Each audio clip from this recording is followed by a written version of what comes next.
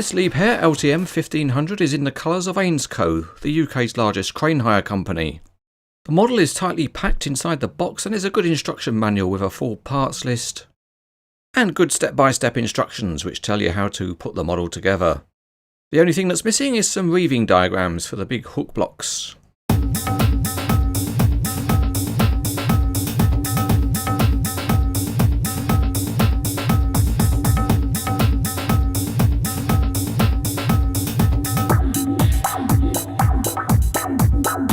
For the assembly, we'll put the crane in its maximum road-going configuration, and you can pose the model with a 50 metre or 84 metre telescopic boom, and we'll go for the max 84 metres.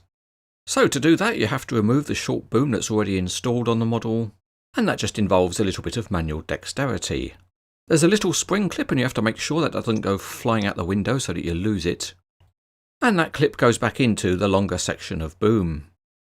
Once it's all set, you can feed it back in, and then you've got a crane with an 84 metre boom. Well, the axle loads permit it in the UK, so we'll also add on the optional Y-guy arrangement, and this enables the crane to improve its lifting capabilities. It rests on the top and then you pin it into place on either side with a couple of steel pins, and you have to connect up the hydraulic rams that control it. And to do that, we're lining up the holes to make sure that it's easy to get the screw in. And after that, it's just a bit of wrist action with the screwdriver. The last thing to do is to connect up the pendant bars, and this is an area where you need to be careful as you unfold them, and you have to make sure you don't bend them out and break the riveted connections. Then we attach the end of the pendant bars to the back of the crane, and you do that with tiny brass nuts and bolts using the special tools that are provided. After that, we can take some rope off and add the hook on at the front. Of course, with a model like this, it's great if you can assemble your own fleet, and then you can carry all your ballast and bits and pieces on the way to the display case.